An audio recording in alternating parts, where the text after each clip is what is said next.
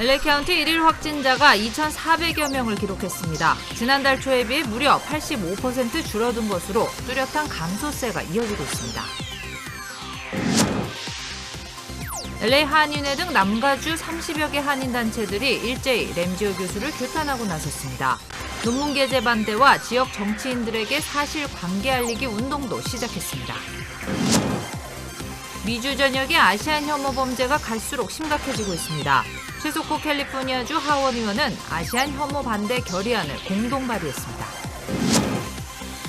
연방법무부가 해외에서 가상화폐를 빼돌린 혐의 등으로 북한 해커 3명을 기소했습니다.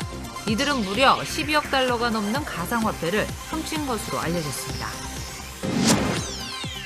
텍사스주 등 8개 주를 강타한 한파로 인한 사망자가 모두 31명으로 늘어났습니다. 국립기상청은 또 다른 겨울 폭풍이 무려 1억 명이 거주하는 지역을 휩쓸 것으로 예보했습니다. 한인회를 포함한 LA 지역 30여 개 단체들이 일제히 램지어 교수를 규탄하고 나섰습니다. 직접 항의하는 것은 물론 지역 정치인들에게도 내용을 설명하고 논문 게재에 반대해 줄 것을 요청했습니다. 관련 소식 잠시 뒤에 전해드리겠습니다. 네, 우선 코로나 소식입니다. LA 카운티는 뚜렷한 감소세를 이어가고 있습니다. 오늘은 모두 2,400여 명의 확진자가 나왔는데 한 달 전인 1월 초와 비교하면 무려 85%나 감소했습니다. 첫 소식은 이사면 기자입니다. LA 카운티에서 코로나19 신규 확진자가 급감하고 있다. LA 카운티 보건국은 LA 카운티에서 코로나19 신규 확진자가 지난달과 비교해 무려 85% 급감했다고 밝혔습니다. 코로나 감염으로 병원에 입원하는 환자도 61% 감소했습니다. 코로나 사망자도 91% 줄어 확연한 감소세를 보이고 있습니다. 보건국은 지난달 코로나 확진자가 정점을 찍고 신규 확진자가 급감하고 있다고 분석했습니다. 더구나 코로나 백신 접종이 속도를 내는 것도 코로나 확진자 감소를 뒷받침하고 있습니다. 오늘 LA 카운티에서 코로나 신규 확진자는 2,394명과 코로나 감염 입원 환자는 2,855명으로 집계됐습니다. LA 카운티 보건국은 코로나 확진자는 감소세를 보이고 있지만 철저한 방역 수칙을 준수해야 한다고 거듭 강조했습니다. LA에서 SBS 이사면입니다. 위안부 망언을 한 램지어 하버드대 교수, 동북부 지역에 이어 LA 지역 한인단체들도 강력히 규탄하고 나섰습니다. 연방 하원 의원 등 지역 정치인들에게 사실관계를 알리고 논문 게재 반대에 동참해 줄 것을 요청했습니다. 램지어 교수의 주장은 명백한 역사 왜곡이며 위안부 피해자들에 대한 모독이다. 논문은 철회해야 한다. LA 한인회를 비롯한 30여 개 한인단체들은 하버드대 로스쿨의 램지어 교수의 망언을 강력히 규탄했습니다. 광복회와 미주 3.1 여성 동지회, 그리고 민주평통 등 33개 단체가 동참했습니다.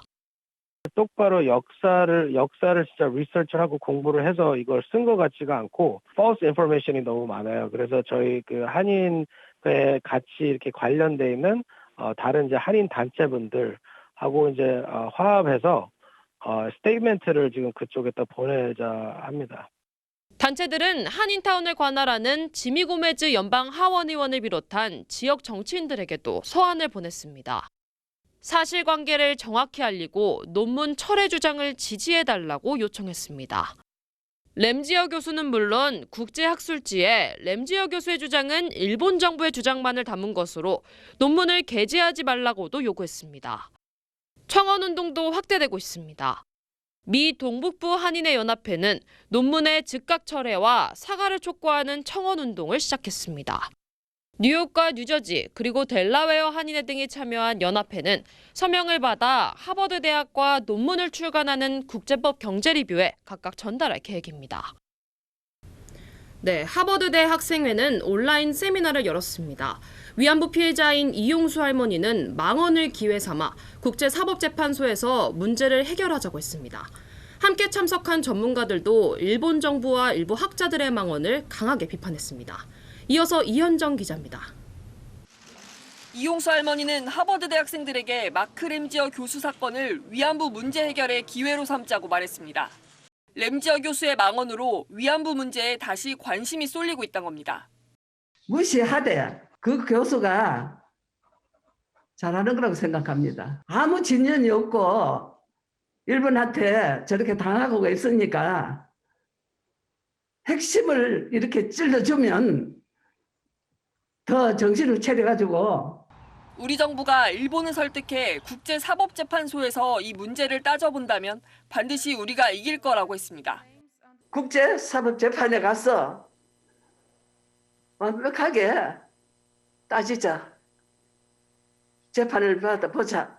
반드시 이길 겁니다. 샌프란시스코 고등법원 판사를 지낸 릴리언 싱 위안부 정의연대 공동의장은 역사를 부정할 순 없다며 램지어 교수의 주장을 반박했고, Serving as a mouthpiece for Japan, helping Japan to rewrite history, to wipe out history, and to whitewash history. 위안부 지킴이로 유명한 마이크 혼다 전 연방 하원 의원은 일본 정부의 거짓말을 강하게 비판했습니다. Prime Minister, ex-Prime Minister Abe, and now Suga, they're lying. And the people who come and testify against our witnesses, they're no different than the Trump supporters who participated in the January 6 riots. 시민단체 반크는 하버드대 총장에게 램지어 교수 논문 철회 등을 요구하는 메일을 보냈는데 학문의 자유가 있다는 취지의 답이 돌아왔다고 밝혔습니다. SBS 이현정입니다. 문제의 논문을 쓴 하버드대 교수가 위안부 문제뿐 아니라 다른 사안에 대해서도 역사를 왜곡하고 사실을 부정하는 논문을 썼던 것으로 드러났습니다. 해당 논문 역시 객관적인 증거는 무시한 채 일본 우익의 논리를 그대로 대변했습니다. 워싱턴 김윤수 특파원이 전하겠습니다. 지난 2019년 6월 온라인으로 발표된 하버드대 램지어 교수의 논문입니다.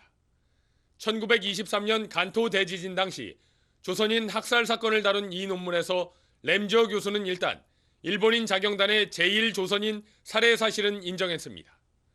하지만 중요한 건 학살 여부가 아니라면서 조선인이 얼마나 광범위하게 범죄를 저질렀고 실제 자경단이 죽인 조선인이 얼마나 되는지가 규명돼야 할 부분이라고 강조했습니다. 조선인이 범죄를 많이 저질렀기 때문에 자경단의 표적이 됐고 사망자 수도 부풀려졌다는 주장입니다. 1920년 당시 일본에 있던 조선 남성은 10만 명 중 542명이 범죄자여서 일본인보다 그 비율이 3배 가까이 높았다며 제1조선인을 범죄 집단처럼 묘사했습니다. 또 최대 10,000명이 살해된 것으로 추정하는 기존 연구와 달리 학살된 조선인 수가 300명 정도라는 조선총독부 자료를 그대로 인용하기도 했습니다.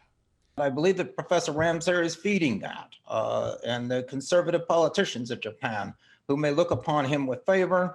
He's already received the Order of the Rising Sun, a medal. 위안부 논문에 이어 이번 논문까지 속속 발견되면서 램지어 교수가 과거부터 줄곧 일본 우익의 입장만 대변해왔다는 사실이 입증됐다는 평가가 나오고 있습니다. 워싱턴에서 SBS 김윤수입니다. 네, 미주 전역의 아시안 혐오 범죄가 갈수록 심각해지고 있습니다. 최석호 캘리포니아주 하원 의원은 직접 아시안 혐오 반대 결의안을 발의했습니다. 보도에 김민우 기자입니다. 한 여성이 달려오는 열차 방향으로 또 다른 여성을 밀칩니다. 빨간 모자를 쓴 아시안계 여성은 열차 옆부분에 부딪히며 가까스로 큰 부상을 모면했습니다.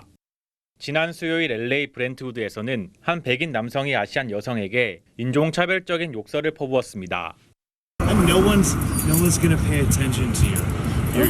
Because you're dumb and you're a stupid blue Asian-haired girl. 지난달 31일에는 캘리포니아주 오클랜드에서 한 흑인 남성이 91살의 아시안 노인을 바닥으로 밀어 큰 부상을 입혔습니다.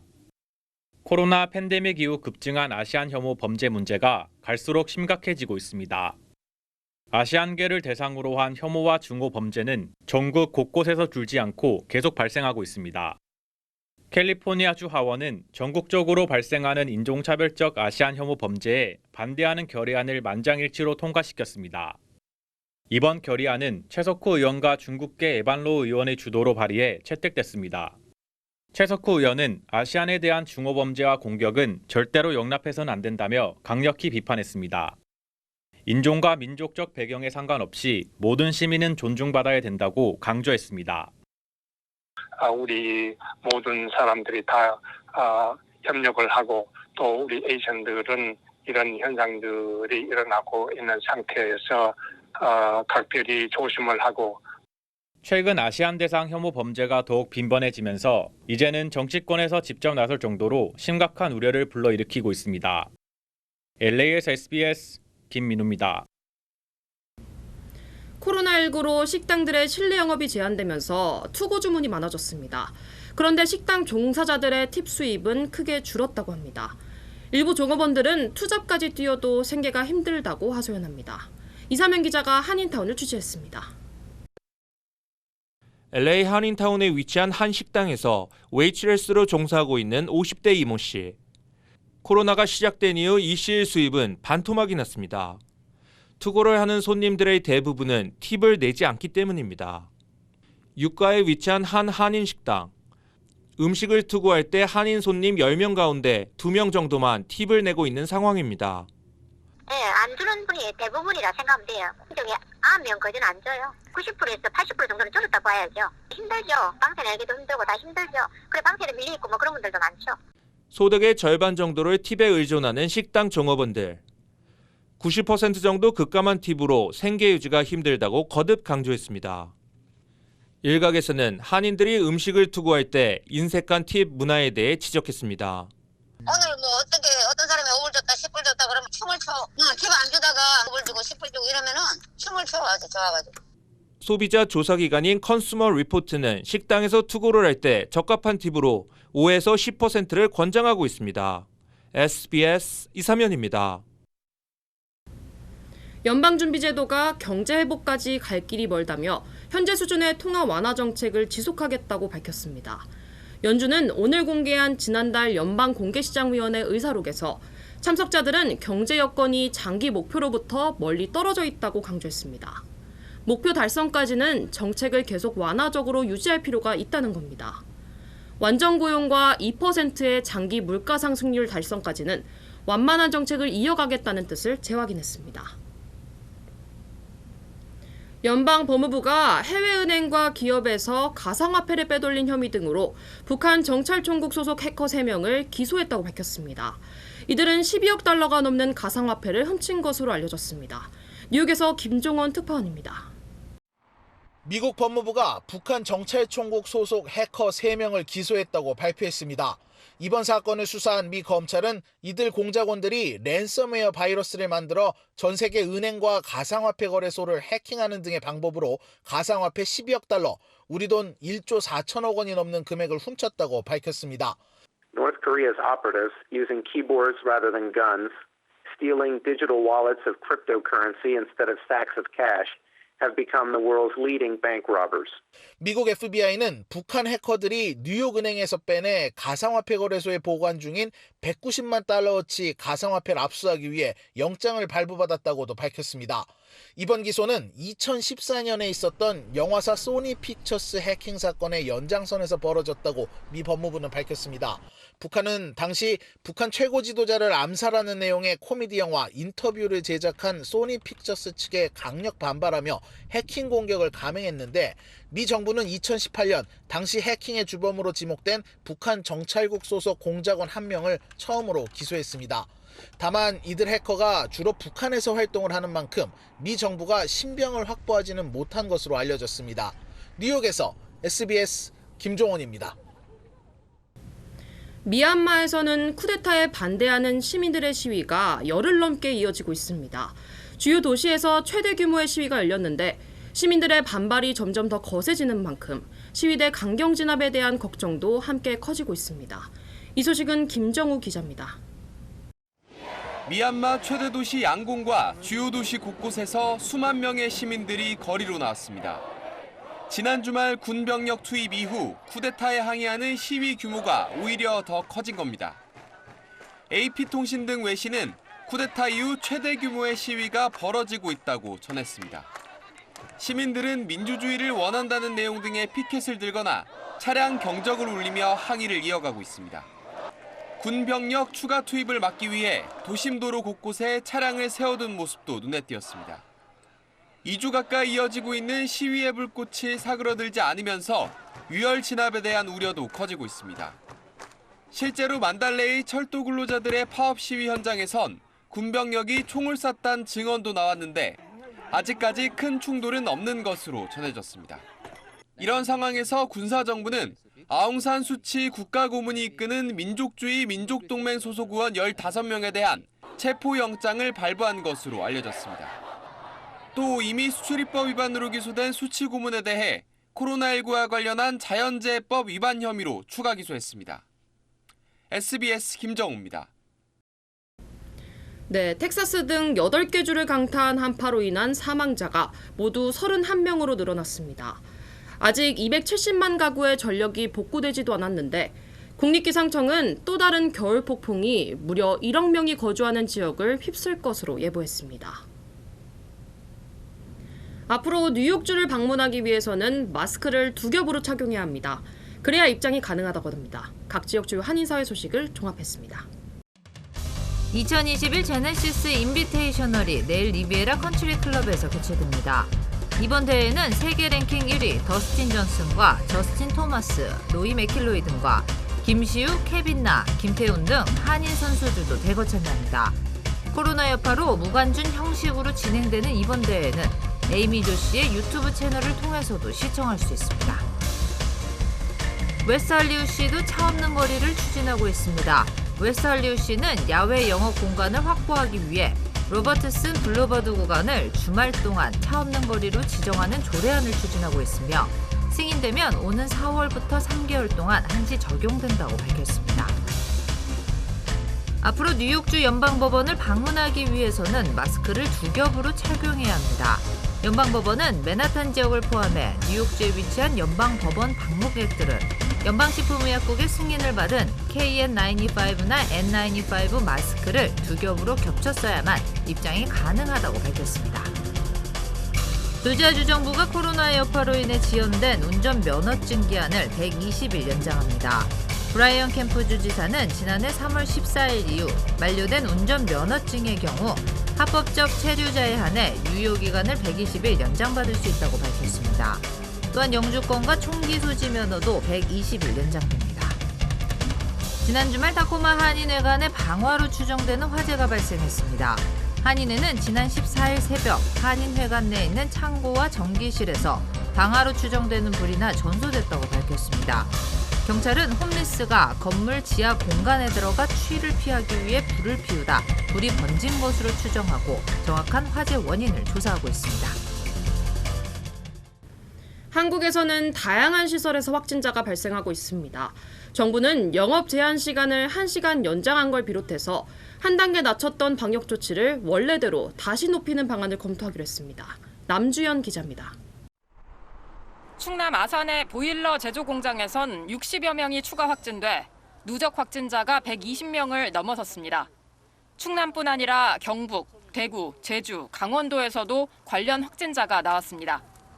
서울 순천향대 병원과 관련해선 23명이 추가 확진돼 누적 140명이 됐습니다. 추적 조사 과정에서 퇴원 환자의 가족이 감염되는 병원 밖 감염 사례도 확인됐습니다.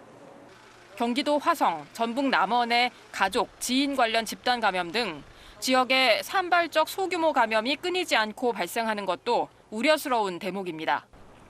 최근 한 주간 하루 평균 국내 발생 환자는 거리두기 2.5단계 기준인 400명을 다시 넘었습니다. 200명대로 주춤했던 수도권 평균 확진자도 307.7명으로 한 달 만에 다시 300명대로 올라섰습니다. 연휴 직후 검사량이 늘어 일시적으로 증가한 건지 본격적인 재확산이 시작된 건지는 조금 더 지켜볼 필요가 있는데 설 연휴 지역 간 이동이나 친지 방문으로 인한 감염의 경우 길게는 한 주 정도 지나야 확인 가능합니다.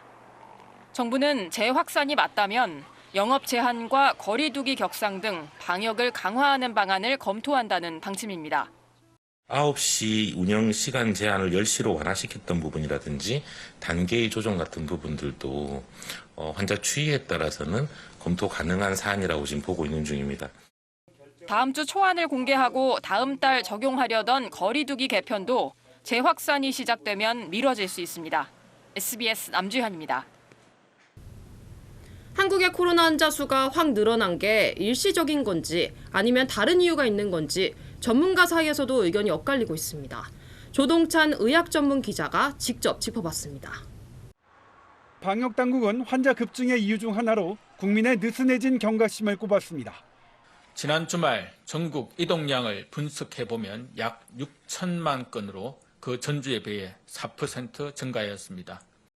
환자 급증은 수도권에서 가장 두드러졌는데 수도권 이동량은 오히려 지난주보다 6.3%나 줄었습니다. 설 연휴 개인 접촉이 늘어 확진자가 급증했다고 단정할 수 없다는 뜻입니다. 우리나라 신규 확진자 그래프입니다. 화면 왼쪽이 지난해 8, 9월 2차 대유행, 오른쪽이 지난해 11월부터 지금까지의 3차 대유행입니다. 확진자 중에서 감염력을 가진 활동성 환자의 추세를 보면 확산 여부를 좀 더 정확하게 예측할 수 있는데요. 이달 초부터 지금까지 수평에 가깝습니다. 거의 변화가 없는 건데 조금 더 지켜봐야 한다는 의미입니다. 날씨가 따뜻해지면서 호흡기 증세가 줄어서 아래로 꺾일 수 있다는 낙관론도 있습니다. 그러나 문제는 지난 3차 유행 직전에 수평 구간의 활동성 환자는 1,500명 정도였는데 지금은 그보다 6배 많은 8,500명 정도입니다. 행여 4차 유행으로 악화한다면 하루 수천 명의 환자가 예상됩니다. 백신 접종률이 47%로 세계에서 가장 높은 이스라엘은 3차 유행을 빠르게 벗어나고 있는데 연구 결과를 보면요. 사회적 거리 두기보다 백신의 효과 덕분으로 보입니다. 백신 도입이 늦어지고 있는 우리나라의 현실적 대안은 거리 두기 단계가 높든 낮든 개인이 마스크를 철저하게 쓰는 것입니다. SBS 조동찬입니다.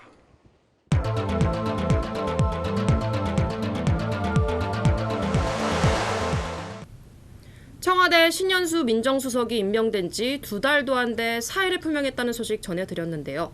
대통령의 만류에도 신 수석이 사의를 거두지 않고 있어서 갈등이 번질 조짐까지 보이고 있습니다. 보도에 문준모 기자입니다. 신년수 청와대 민정수석 거취 문제에 대해 청와대는 이례적으로 직접 해명했습니다. 청와대 고위 관계자는 신 수석이 설 연휴 전후로 여러 차례 사의를 표명했고 문재인 대통령이 여전히 만류하고 있다고 밝혔습니다. 취임 이후 지금까지 정상 근무 중이긴 하지만 사의를 거두진 않았다는 취지로 설명했습니다.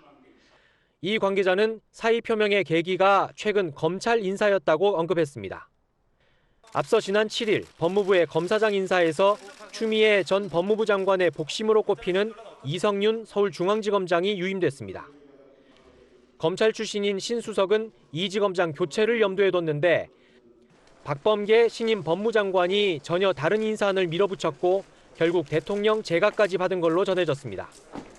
청와대 고위 관계자는 장관과 수석 사이에서 조율이 안 끝난 상황에서 인사가 발표됐다고 전했습니다.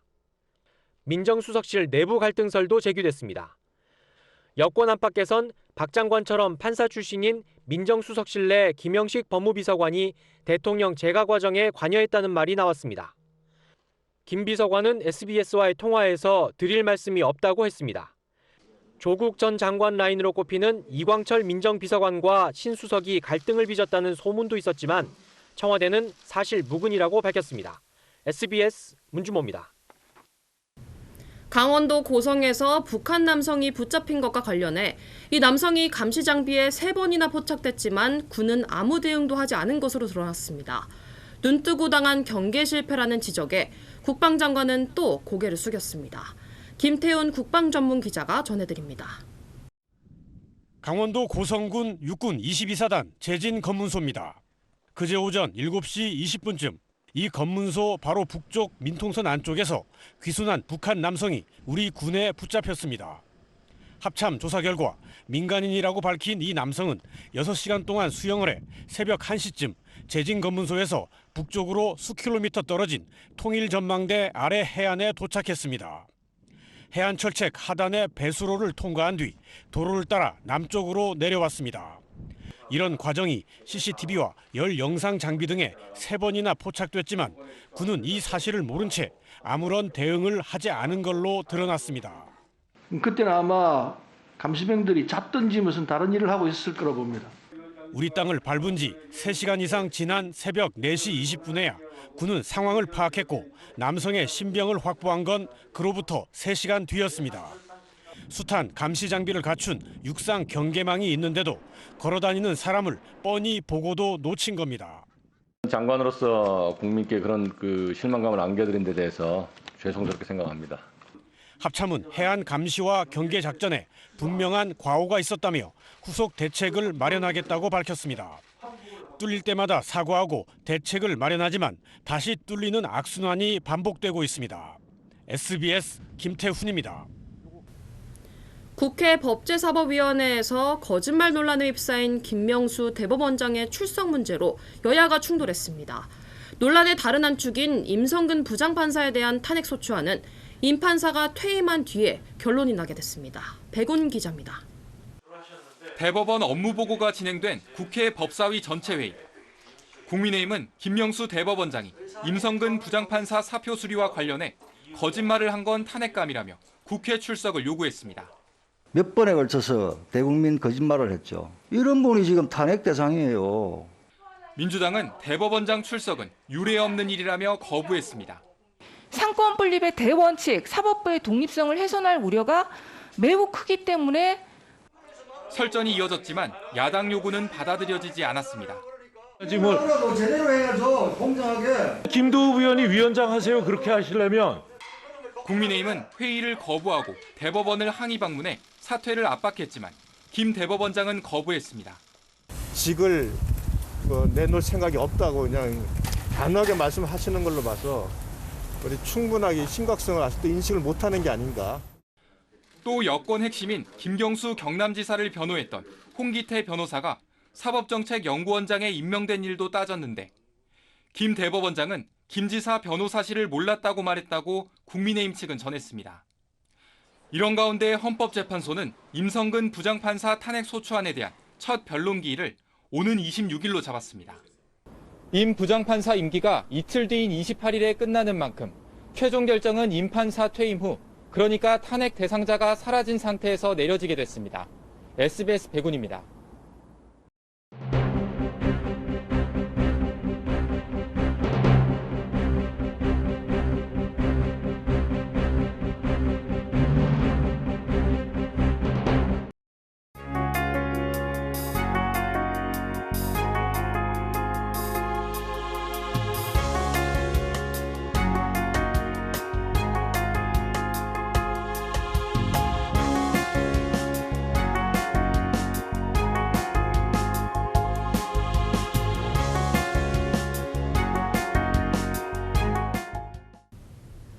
정말 화가 납니다. 중국은 김치와 한복이 자기네 것이라고 주장하고 일본은 틈만 나면 역사 왜곡을 일삼습니다.